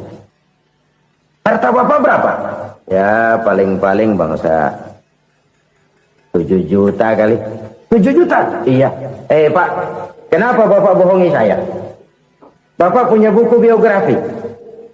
Koran-koran, majalah-majalah banyak memuat cerita riwayat hidup Bapak.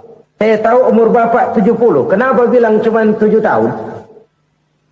Saya tahu anak Bapak 8. Kenapa cuma bilang 1?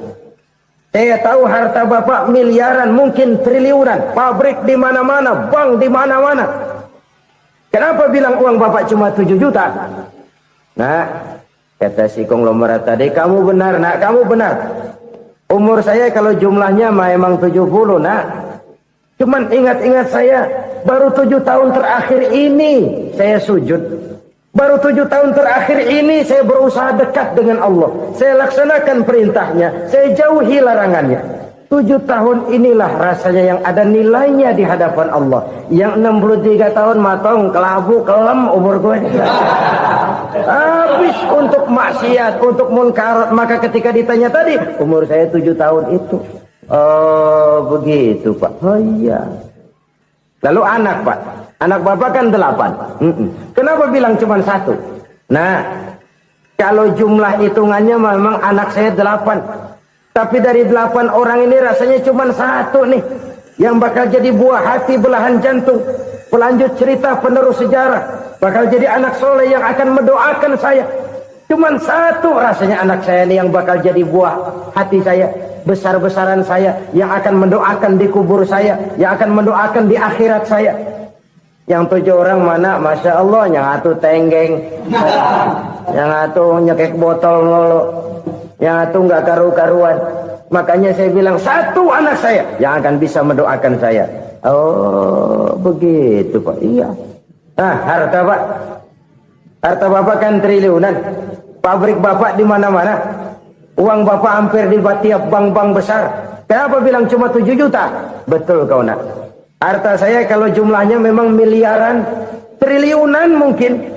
Tapi yang saya ingat baru 7 juta tuh yang saya belanjakan di jalan Allah.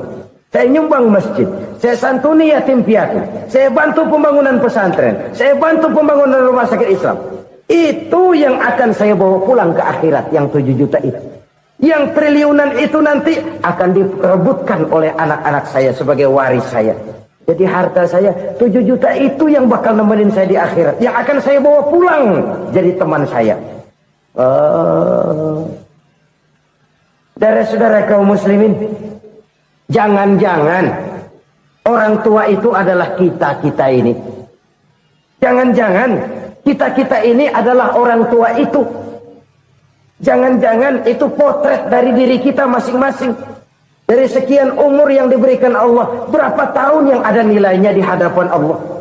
Dari sekian anak-anak yang merupakan amanah, berapa yang akan mendoakan kita sebagai orang tuanya menjadi anak soleh.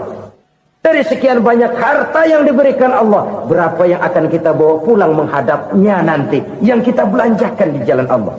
Ini sebuah potret kehidupan. Karena itu kita kembali kepada la haula wa la quwwata illa billah. Kita wajib berusaha, kita wajib berikhtiar. Selebihnya segala daya dan kekuatan hanya milik Allah saja semata-mata. Satu kesadaran batin dari setiap pribadi muslim. Setelah ia berusaha dan berikhtiar, ia menyerahkannya kepada Allah Subhanahu wa ta'ala. Jadi satu sisi ini merupakan wiridan ucapan yang mengandung pahala. Pada sisi lain ini merupakan sikap batin dari seorang muslim di dalam ia menghadapi realitas kehidupan ini. Saudara-saudara kaum muslimin rahimakumullah. Kalau ini kita jadikan satu basis kehidupan, maka ini akan menyelamatkan manusia dari kemungkinan tergelincir menjadi orang yang lupa diri dan lupa darat. Sebab itu Imamul Ghazali berpesan, jadidis safinah fa innal bahra amiq wa khuziz zad fa inna safara ba'id wa khaffifil hamla fa innal hamla sadid. Perbarui selalu kapalmu karena lautan sangat dalam. Bawa bekal yang banyak karena perjalanan ini sangat jauh. Ringankan beban karena kebanyakan beban akan menyakitkan. Alangkah indah kalimat ini, alangkah dalam makna yang terkandung di sana. Perbarui selalu kapalmu karena lautan sangat dalam. Apa artinya ini? Jaga mentalmu baik-baik. Pelihara imanmu baik-baik karena hidup penuh cobaan seperti lautan. Kita kalau berlayar di lautan kan kadang-kadang tenang, angin bertiup sepoi-sepoi basah. Jika malam datang, bintang gemintang bertabur menghias cakrawala. Rembulan memantulkan sinarnya dengan indah. Dalam keadaan begitu berlayar enak. Tapi lain saat ombak menggunung, halilintar menyambar, angin topan bertiup. Berapa banyak sudah saudara-saudara kita yang tenggelam di lautan dunia tanpa sadar bahwa dia belum sampai kepada pantai yang akan dituju. Berapa banyak sudah saudara-saudara kita yang tenggelam di lautan dunia ini tanpa sempat bangkit lagi. Dia menyangka sudah sampai kepada tujuannya. Hati-hati kapal jangan sampai bocor karena lautan sangat dalam. Iman ini jaga baik-baik karena hidup penuh dengan ujian. Wa khuzizat fa inna safara ba'id. Bawa bekal yang banyak karena perjalanan sangat jauh. Saudara mau ke Bandung, bawa duit. Saudara mau ke Surabaya, banyakan lagi duitnya. Saudara mau ke Mekah, gepokan, iketan tuh duit nggak lembaran lagi. Makin jauh perjalanan, makin banyak bekal yang harus kita bawa. Kalau saudara dari Jakarta mau ke Surabaya, kagak bawa duit berangkat juga, itu sih bukan berani namanya, nekat. Sampai Surabaya belum tentu, sengsara di jalan udah pasti. Kenapa? Nggak bawa bekal berangkat. Sama juga kita nih, misalnya belum sempat sembahyang, mati. Waduh, berani banget orang. Belum punya bekal, mati. Sengsara di jalan. Atau bekal tidak cukup. Dari Jakarta saudara mau ke Surabaya, bawa duit 500 perak. Paling jauh Cikampek nyampenya itu. Paling jauh itu. Antara jauhnya perjalanan dengan bekal yang saudara bawa tidak seimbang. Hidup ini perjalanan panjang. A walking tour. Dimulai dari alam arwah. Sebelum jasad diciptakan, roh diciptakan lebih dulu. Dari situ pindah ke alam rahim. Dari alam rahim pindah ke alam dunia. Dari alam dunia pindah ke alam barzah. Baru menuju akhirat. Satu perjalanan panjang. Kalau bekal tidak bawa, sengsara di jalan.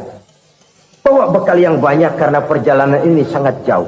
Wa khaffifil hamla, ringankan beban karena beban itu cuma akan menyulitkan.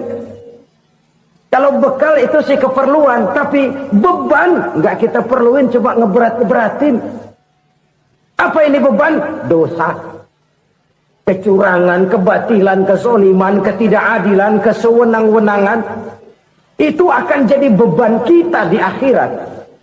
Alangkah celakanya, perjalanan panjang, bekal tidak bawa, beban kelewat banyak, alamat sengsara di jalan.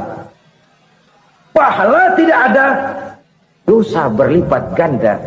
Na'udzubillah, summa na'udzubillah. Kalau kita rangkum nasihat Al-Ghazali dengan kisah si konglomerat tadi, kita akan mengambil kesimpulan.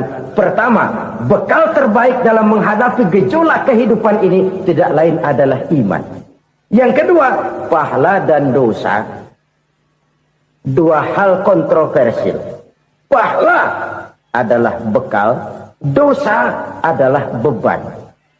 Tapi kita sekarang kan tidak begitu terangsang kepada yang abstrak.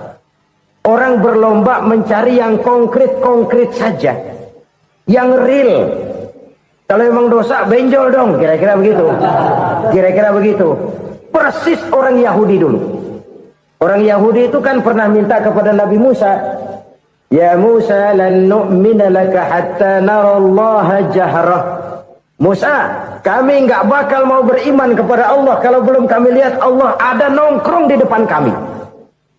Kalau memang Tuhan ada, taruh dong di depan kami. Mau yang konkret-konkret saja. Kalau memang dosa, benjol dong. Kalau memang pahala, berasa dong. Orang terangsang kepada yang real, yang konkret-konkret saja. Karena itu, untuk mengejar dosa, orang mau bayar. Tapi untuk mengejar pahala, walaupun tidak bayar, orang segan. Ini yang dikatakan oleh Nabi, kamu mengharapkan ke surga, tapi kamu berat melaksanakan sesuatu yang bisa membawa kamu ke surga. Kamu ingin jauh dari neraka, tapi tiap saat kamu lakukan perbuatan-perbuatan yang justru menjerumuskan kamu ke neraka. Idda'aitum an-najata minan nar wa ramaitum fiha anfusakum. Kamu ingin selamat dari neraka, tapi kamu lemparkan diri kamu ke neraka. Kamu ingin masuk surga, tapi berat sekali kamu melakukan perbuatan-perbuatan yang bisa menyampaikan kamu di surga. Saudara-saudara kaum muslimin, rahimakumullah. Jadi hal keempat yang merupakan perbendaharaan surga adalah la haula wa la quwata illa billah.